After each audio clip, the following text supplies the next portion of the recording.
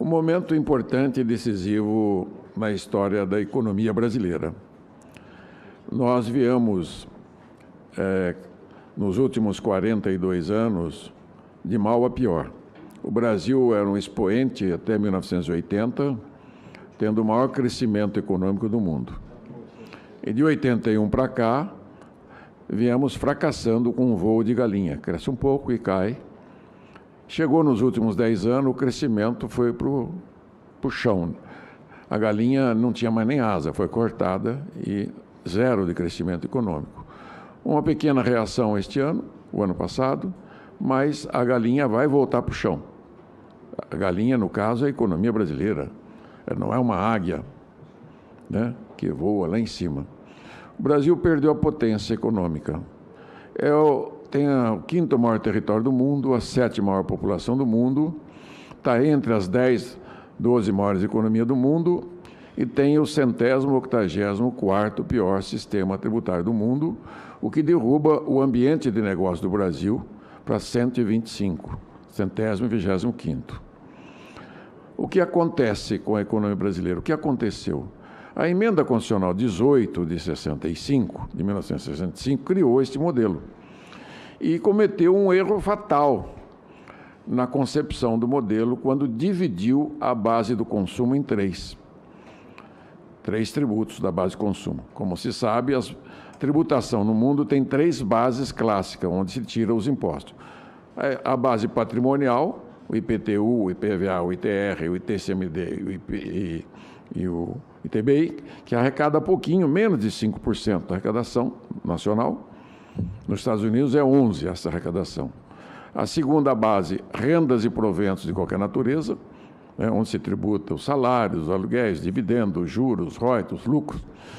Aqui no Brasil não chega a 21% da arrecadação, nos Estados Unidos é 50%.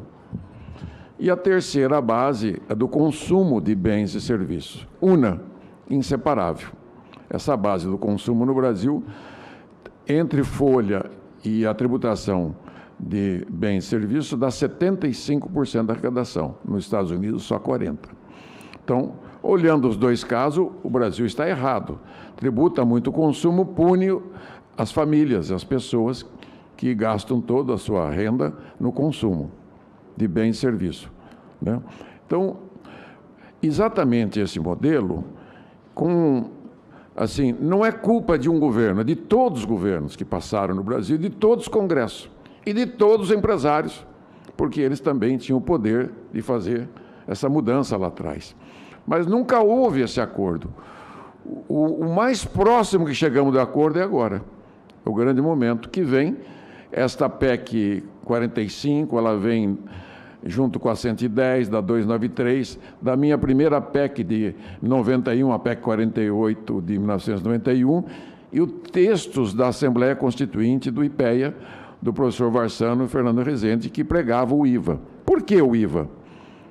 Porque o IVA foi criado na França no século passado, na década de 20, e levou 30 e poucos anos para ser implantado na França e depois para o mundo inteiro. Como ter um imposto que fique neutro nas negociações entre empresas, pessoas jurídicas? O que é neutro? Porque o sistema é de valor agregado, ele não é um imposto cumulativo. O objetivo do imposto é que a empresa não tire proveito nem seja prejudicado na cobrança do imposto, e nem o consumidor que paga essa conta. Então, aí o IVA entrou. Ele é um bom imposto? Claro, ninguém gosta de pagar imposto, mas é o melhor que tem. Ele deixa neutro as cadeias produtivas rural. Todo produtor rural brasileiro hoje, que paga ISS, ICMS, IPI, PIS, COFINS, tem 12% de cumulatividade de impostos. Ele não recebe e fica como uma gordura na cadeia produtiva da indústria, do comércio e vai para o consumidor. A indústria, por sua vez, tem 7% de imposto cumulativo e o serviço 12%. Essa cumulatividade, ela aumenta a carga tributária e traz efeitos negativos no crescimento econômico. Primeiro, as empresas que podem mais choram menos, porque ela vem em busca de benefício fiscal, planejamento fiscal, inadimplência do imposto declarado e sonegação e contencioso tributário.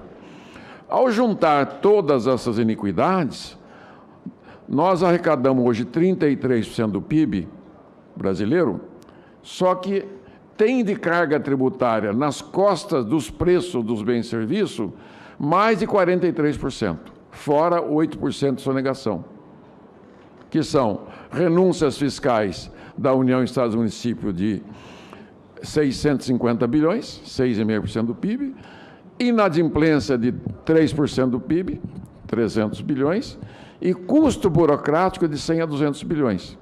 Então, o problema não é o pacto federativo. Tem razão as suas excelências, o prefeito e todos, o Francelino, que colocou muito sobre o pacto federativo e do Conselho. Eu entendo que o pacto federativo e o pacto social, no que diz respeito ao pacto federativo, tem que respeitar as arrecadações, não mexer na partilha, de tal forma que a inteligência do Senado, com as emendas, possam manter aproximadamente a mesma arrecadação. Nos primeiros 20 anos, né, Urair, está garantido, o doutor Urair está aqui, um estudioso, que não haverá perda com o próprio dinheiro da arrecadação. É um fundo para isso. E nos anos seguintes, vai diminuindo e cada um... E se crescer a economia e se crescer a arrecadação local, ele tem vantagens. Então, o problema é o pacto federativo, tem razão a excelência, na manutenção e não causar rupturas, né, nas arrecadações dos municípios, nem grande nem pequeno, e não criar briga entre os dois. E o pacto social é o que nós temos a ver com a população. Aí envolve as empresas, que são, ou até hoje, as responsáveis pelo recolhimento e o pagamento do imposto. O que o IVA 5.0, da 45, da 110, que são iguais, está fazendo? Tirando esta responsabilidade das mãos das empresas. Como o próprio senador Marcelo Castro me contou, uns 2, 3 anos atrás, um caso muito interessante de um amigo dele. Falou, olha, esse Raul, esse Aboab, quer mexer na arrecadação nossa, das empresas, né?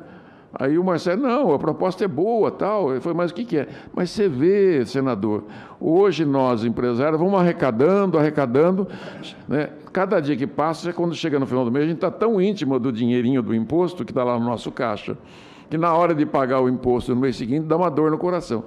Essa fase muito... Já se afeiçoou o dinheiro. Afeiçoou o dinheiro.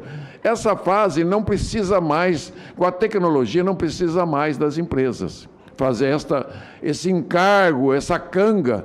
A tecnologia vai resolver. Acaba com o ato declaratório, não precisa mais declarar o imposto, não precisa fazer a contabilidade do imposto internamente, nenhuma empresa, nenhum contador, né? E o recolhimento automático. E ninguém põe a mão no dinheiro. Nenhum empresário, nenhum contador e também nenhum município, estado ou não põe na mão do dinheiro. A partilha tem que ser decidida aqui na PEC e ela vai ser automática, como diz o API e todo mundo, né? Serão lá os algoritmos, como é hoje. Quando eu fui o relator do Super Simples, 98% das empresas já estão no Simples. Nenhum município bota a mão nessas empresas. É um sistema unificado nacional. A arrecadação é unificada nacional. Isso não quer dizer que é do governo federal. Não é. A arrecadação é deles. Então, quando vem o dinheiro das 7 milhões de microempresas e 15 milhões e meio, vem para o sistema do comitê gestor, que não tem muito o que fazer. Você sabe que o sistema do Simples, senador Mourão, tem 15 funcionários. Então, eu acho que ele está um pouco equivocado com esse conselho. Se tudo vai ser distribuído automaticamente, a briga está na partilha, né? Vai mexer, não vai. Se está garantida a arrecadação, o município de Porto Alegre de Campinas vai receber o dinheiro não mais mensal, vai receber diariamente, online. Todo dia vai ganhar dinheiro. Como hoje a sonegação é grande, é de 25% a sonegação, esse mecanismo de unificar com a nota fiscal eletrônica, com o pagamento instantâneo, crédito financeiro, que é o coração, é o crédito financeiro, o Francelino apontou para não ter nenhuma possibilidade de ter outro tipo de crédito, né, Francelino? Isso nós vamos garantir que toda empresa que tiver pago a sua compra recebe de volta. E o consumidor final vai ter o cashback, no modelo gaúcho, até foi um auditor gaúcho, o Giovanni, filiado ao Fenafisco, que bolou o modelo do cash. Bolou não, ele sugeriu para mim e nós colocamos no texto lá atrás. Por quê? O cashback é para pobre. Mas qual pobre? O que está no cadastro único. Quantos nós temos no cadastro único hoje? 70 milhões de pessoas, umas 20 milhões de famílias, 25 milhões de famílias. Depois, se o legislador quiser, não, vamos dar para 2 salários, para 2,5, para 3, podemos fazer no futuro. Então, com base no quê? Na nota fiscal. Nota Brasil, todo mundo vai estar estimulado a tirar nota, com prêmios diários. Imagina, o Brasil inteiro com sorteio de milhões de prêmios todo dia, todo mundo vai tirar nota e a sonegação vai emagrecer. As prefeituras vão ter muito mais dinheiro, o Estado, a União, as empresas vão ter um sistema transparente, concorrência isonômica, o ganho é econômico e social. E o cidadão não vai pagar nunca mais a guerra fiscal, nunca mais vai pagar a inadimplência e o contencioso. Gente, só de contencioso tributário, o INSPER já levantou isso, todo ano levanta, 7 trilhões e meio de reais. Quase um PIB inteiro de contencioso de impostos. 95% do contencioso tributário do mundo está no Brasil. Mais a inadimplência anual, mais o custo burocrático. Qual o país do mundo que tem esse custo burocrático? Outra coisa, o serviço, fica tranquilo, prefeito de Porto Alegre, o teu escritório de advogado vai ter 0 de imposto. O advogado de empresa jurídica que presta serviço para outra empresa jurídica, não é ele que paga o imposto. Quem paga é o adquirente do serviço. O contador é a mesma coisa, a tecnologia é a mesma coisa. Então, o prestador de serviço, quem está falando, o Hawley, que criou o Simples. Nenhuma empresa vai pagar imposto, quem paga é o consumidor. Ela vai ficar neutra na cadeia produtiva. Só teremos um problema a pensar. Se o advogado de família, o prestador de serviço para a pessoa física, como é que nós vamos fazer? Vai cobrar os 20, 25? Se você for para o Uruguai, é 22, viu, prefeito de Porto Alegre? O Uruguai cobra 22% do IVA do advogado. Como cobra de todas as atividades, 22%. O Uruguai, que tem 3 milhões de habitantes. Então, por que o Brasil tem a maior alíquota do mundo hoje? Porque tem 75% da arrecadação vindo do consumo. Os Estados Unidos, 40%. A OCDE, que está dentro dos Estados Unidos, dos 35 países, é 60%. Então, o Brasil já tem a maior carga tributária. E nenhum desses países tem guerra fiscal, isso acabou há décadas, não tem inadimplência, porque vai para a cadeia, e não tem custo burocrático. E a sonegação não tem também, muito pouco, porque vai para a cadeia. Então, acho que o IVA é moralizador, ele é suprapartidário. Eu sou da oposição ao governo, sempre fui, né? E estou defendendo o IVA, o governo defende o IVA. Não é isso? Então, o que nós estamos falando é do futuro do Brasil. Então, vamos pôr no eixo, só dizer assim, os prefeitos têm razão, mas é pacto federativo. Junta a CNM, a Frente Nacional de Prefeitos, e resolve a partilha. O que vocês decidirem, qual é a regra, se é só população, se é a receita bruta, vocês entregam para o senador, não uma emendinha daqui, uma só, igual o Pacto de Brasília, uma emenda só. Falar, nós queremos isso aqui, ó. A CNM, que participou desde o começo, eu parabenizo, desde o começo, ganhou muito. Vocês ganharam o cashback das compras, não foi a Frente Nacional que não participou, foi vocês. Essa partilha depois foi mudada, vocês têm razão, tem que mudar a partilha, viu, senador Mourão? Fazer uma partilha que não dê prejuízo no futuro, daqui 20, 30 anos, porque agora não vai ter problema. E resolvendo, botar, o grosso está resolvido, 90%, tem 10% de problema, põe o chapéuzinho amarelo aqui para, vamos resolver essas questões.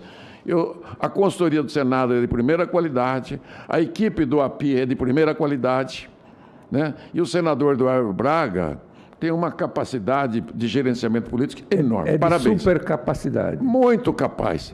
Não, tanto que se não está aqui, Eu vejo aqui, a semana passada, eu falei, aqui tem que ter paciência, porque eu lido com isso há 36 anos, e ele, em pouco tempo, recebendo toda essa carga de pressão de conhecimento, é uma coisa maluca, né?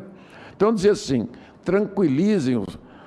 Essa reforma é para o bem do Brasil e do povo brasileiro. Vai fazer uma economia liberal, porque a economia de mercado brasileira é um capitalismo predatório, selvagem, os grandes matam os pequenos, e os sonegadores e os falsificadores matam os bons empresários. Então, nós temos que dar para fazer uma limpeza. E todos vão ganhar, porque eu digo assim, o IPEA fez cálculo, a Universidade de Minas, vai crescer tanto 15%, 20% em 15, 20 anos. Eu falo assim, nós vamos sair de 2% médio, nós vamos para 6%. Vai ser igual à Índia, igual à China. Só que a China entra em declínio e nós vamos entrar em ascensão. Vamos ser uma águia, não mais uma galinha. O Brasil vai crescer. Porque tem todos os predicados, pressupostos básicos. Tem um povo trabalhador, bons empresários, bom produtor rural, e a reforma não é boa para a indústria. Não existe indústria sem serviço, e nem serviço sem indústria, nem produtor rural sem serviço, e nem vice-versa. Quem quer fazer divisão de atividade econômica, está errado. O PIB, quando se calcula o PIB, Produto Interno Bruto, é a soma da produção do quê? Produção de bens, é uma coisa só, porque o consumidor é um só. O consumidor brasileiro que compra 100 mil itens todos os anos, milhares de vezes ele compra esses itens. Né? É o consumidor que compra, é o consumidor que paga. Então nós estamos falando de um imposto que é pago pelo povo brasileiro. E o povo, por sua vez, é dono das empresas e empregado das empresas. É isso a economia de mercado e o mercado consumidor. Então, pense grande, não pense pequeno. Se pensar pequeno, o ótimo local lá da prefeitura XYZ tem nada a ver com o ótimo que nós estamos buscando aqui na reforma. É um ótimo nacional para o bem do Brasil. Nós já erramos 50 anos errado, na contramão do mundo. Chegou a hora de consertar. É isso.